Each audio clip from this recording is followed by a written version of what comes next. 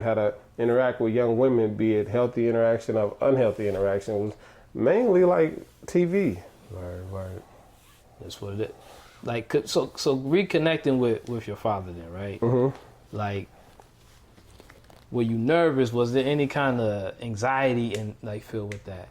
Because I tell you, like, right, like, there's still certain things that I know personally, like, I couldn't talk to my father about. Mm-hmm. You know what I'm saying? And I don't know if because of, I don't know, it could be from our, just my relationship with him growing up. Mm-hmm. There's certain things that maybe I wasn't allowed to say, or certain things that I was afraid to tell him. Yeah. I don't know, but I also found that it was easy for me to talk to my mother about. You feel me? Yeah. But you at the end, I mean, in this instance, like you're trying to reconnect with, you know, the man that birthed you, basically, right? Yeah. What's going on in your mind before, like prior to you even thinking about doing something like that? Man, it was such a big question mark. I didn't know how to feel. I guess I could say I was nervous because I didn't know who I was dealing with. Yeah. You know, pretty much going to know a stranger. Yeah. Who, you know, for most of your life was either you don't know where he was or you know he was in jail. Mm-hmm. And so the only feelings I can remember really having was just feeling kind of nervous and just unsure of who is this person. Mm. And it's so interesting because getting to know him, even though he wasn't around, I could see a lot of me in him. Mm. You know, my ways and interaction and laughing and things like that. Mm. So it was a very interesting component. Right. Yeah. And you and your mother, like how would you describe like that relationship, right? And your parents still alive today, or? Yeah, they're both still alive. Growing up, man, honestly, so it was more so I called my mother by her first name, and I still do. You know, if I'm talking to somebody, like I just said, my mom, if I'm telling you about her, I'll say mom. Right. But kind of grew up like brother and sister because it's only a 15-year difference. Right. Which sounds like a lot, but it's kind of not because when you're 30, I'm 15. Yeah. You know what I'm saying? And so it's like a friendship. Right, so, yeah. You know, and so she more so like a big sister. And, you know, she had been through life, was talked to the wrong type of men and was just attracted to the wrong type of men. So early on, I felt more like a protector for her. And I felt, I don't know, man, like, you know, people love their moms if they crackheads. People love their moms no matter what. And, you know, the love you can have for your mom is just like endless. So no matter what she did or where she was, whether I was reading a letter that she wrote in jail or I was sitting behind a big ass thick thing of glass talking to her, like the love is still like real. You know, even if it was like she was my big sister, it was more, you know, that's still, you know, mom. Oh, you know? Yeah. So, I mean, dang, bro, it's crazy, right? Speaking of which, like the relationship between mother and father. Now, I grew up with both my parents, right?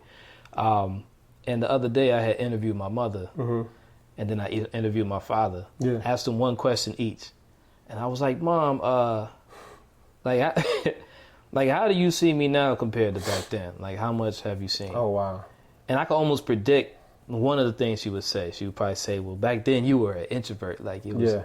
But aside from that, everything was in detail, right? Yeah. And I was kind of like on a high of hearing that. Like, it felt good, right? Yeah. And what happened was my expectations was like up here. So when I asked my father, like, Dad, how you think I am now compared to then? Like, the answer was so straight to the point. It was like, yeah, you know, you matured a lot. And that was it. I was like, oh, okay. But, you know, but what I learned from that, though, is that, I mean, I think that's kind of like where I got, I mean, everything isn't perfect, right? But if I can get anything good out of, like, from my mother and my father is that there was a balance, right? Right. Like my father, he was more because my father, he didn't grow up with a father, so at the same time, he's learning how to be a father. Yeah. From not having one, so he has to create his own definition of what a father is, right? Yeah. So, but what I learned from that is, my mother is the soft, expressive, poetic artist, right? Right. My father is just like the hard worker. Doesn't really speak much, unless it's about projects or certain things that involve work. Yeah. You know what I'm saying? He's very articulate when it comes to that. So it's just knowing what the topic is and which person to share it with, because it's a possibility if you share it with the wrong person, you're not going to get the responses that you really need. Right. You see what I'm saying? That you're looking for. Yeah, exactly. Yeah. But do you feel that with the conversations that you have had with both parents, do you kind of see the difference? And then also, do you also see what are some things that you see, in your parents that reflect who you are? You know what I mean? Any characteristics or whatnot? I say my dad is more expressive about, me as a person, where he seen me come and how proud of me he is. My mom, I can't remember a time when she was just I see you out here, you growing, I'm proud of you. Not saying she don't say that, but I can't recall many instances where she's like, hey, I'm proud of you, or just she could recall things that I've done. So it's like the reverse of what you said for me. Yeah, that's interesting, because I don't give a damn how old you get. You still want that from your parents. It's real talk. You know what I'm saying? You still just want that little, baby, I see you out here. Just keep it up. Yeah. Just keep on pulling. Keep on pushing, And sometimes you don't got it. A lot of times you don't have that, you know.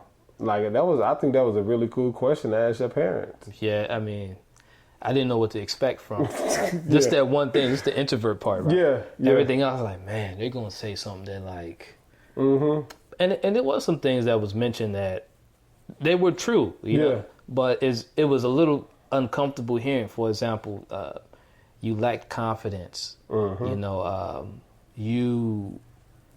know, just, stories about my peers, how, in my face they were like they liked me, but, my mother watched me a lot, you see what I'm saying? So she was like, when your back is turned, they kind of envied you in a sense. And that's something I never knew. Wow. You know what I'm saying? That was weird to me. It's crazy how your parents can pick up that game. Yeah, big time. I was like, man, that's crazy. You watching me like that? Yeah. Something I would have never known, you know what I mean? And then there was some gaps too where my mother, she would also say you always had integrity, but you were definitely, it was kind of like the Kendrick Lamar album Good Kid, Mad City. Where you were in between the chaos and then at the same time trying to maintain your integrity. Yep. Because within both worlds. Exactly, yeah. You know what I mean? So it's really at heart, I wanted to be somebody. You know what I'm saying? I wanted to make some kind of impact. Didn't know how I was going to get there. But in the meantime, I was on the streets. You see what I'm saying? Yeah. Going to places where I didn't grow up in, but that was where I found... Gravitated towards. Yeah, you know what I mean? Yeah. So it's crazy, man. But yeah, man, that's dope. So 2019, we in the present right now. What do you have going on at the moment? So the UnMaskulinity, man, we are still pushing. We actually in the process of doing a 4-city tour for interviewing more men. We are also editing. We're going to be adding to the old version of the film and doing some more editing just in general to make it. Cause we did that movie with really no budget, man, and now we kind of got a budget to work with, and man, we wanted to touch the stars, and so so we're still in the process of working on that, shooting that. We have a curriculum that is going to accompany the film. So anytime we show it anywhere, if we show it at a school or a community center, we have this thing that there's a tangible that you can use just to rate where you are, and also to push you to navigate through these uncomfortable spaces when you're watching the film, because some of it can be really challenging. If you are the person that had this ideology of what a man is supposed to look like, it can be challenging to hear other people push back on that, and then vice versa. And so, I hope so we're going to be doing a college tour starting with the University of Houston. I'm speaking this in real terms. You hear it right here. 6/5/2019, we're going to do a college tour, and we're going to take it from different city to different city, and we want to start healing, like just healing communities through conversation. We're creating a platform for conversation across the board so that men can have a safe space to express, and not only just men, but just our community can have a safe space to talk through things. So like I said, there's going to be a booklet to come along with that. And yeah, that's where we are with it right now. So we're going to be pushing through all the way 2019 to 2020, and like the start of 2020, you should just definitely hear some more rumbling in the stomach, because we're going to be out in this thing. For sure. Making it do what it do. That's what I'm talking about. Yeah. I got 3 more questions for you. Okay. The first question is because again, like I said, this was a major film you did. Yeah. Was this your first major film? Yeah. How difficult? What was the process like? How difficult was it for you? Because here's something that a lot of people, me speaking to a lot of like strangers on the street, right? A lot of people have these visions, right? Yeah. But they don't know how to start. But what is it that you overcame in order to just actually begin? You know what I'm saying? Because I think that's the obstacle that majority of people are facing, is how to actually begin. So, I don't know, processing that, it's like triple, quadruple fold. It's like having good friends around you really matters. So especially as a creative, having other friends that are creatives, and like calling them because they've done the thing or doing the thing that you are about to embark upon. And so they can give you feedback. And so you don't mind me saying, like, you were the person that was like, hey, get on it. Like, just stop contemplating on it. Stop trying to wait for the picture perfect scenario. Just fucking interview somebody, right? And so, it started from an idea that I wrote into a grant. The grant was picked up by the Andy Warhol Foundation. They gave me some funds to go ahead and like go through with it. As then the funds come, and it's like, okay, what happens now? So then, my friend says, you know what? I'll volunteer to be the first person you interview, which so happens to be you. You got me, yeah. And you were the first person. And then from there, man, I just felt the momentum. And I got a good team around me, and like we were pushing through, man. I'm talking about like 30 plus interviews within 2.5, 3 months. Word. And I got tired of making excuses for myself, because it will get me nowhere other than where I had already been. So I'm like, yo, what are you willing to do different? What are you willing to sacrifice? So sometimes you sacrifice in sleep, sometimes you sacrifice in comfortability, sometimes you sacrifice in food. I mean, whatever you sacrificing something, but the shit don't come easy. But you got to be able and willing to move out of your way and challenge yourself to be uncomfortable.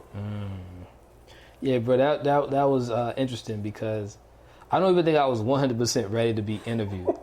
But, since I was talking all that smack, shit. yeah, I was like, okay, let's go ahead. Matter of fact, it was close to where I had, like, it was to the point when, like, they really wanted me to talk about something really, vulnerable. Yeah. And I don't think we had enough space on the camera. That Yeah. The boy was trying to hop out of there like, what time is it? Nah, but it was a great film, man. And again, I'm proud of you on that end, for real, bro. Thank you for pushing me. Yeah, bro, definitely. This is a question. There's two questions I'm asking everybody. Right? Okay.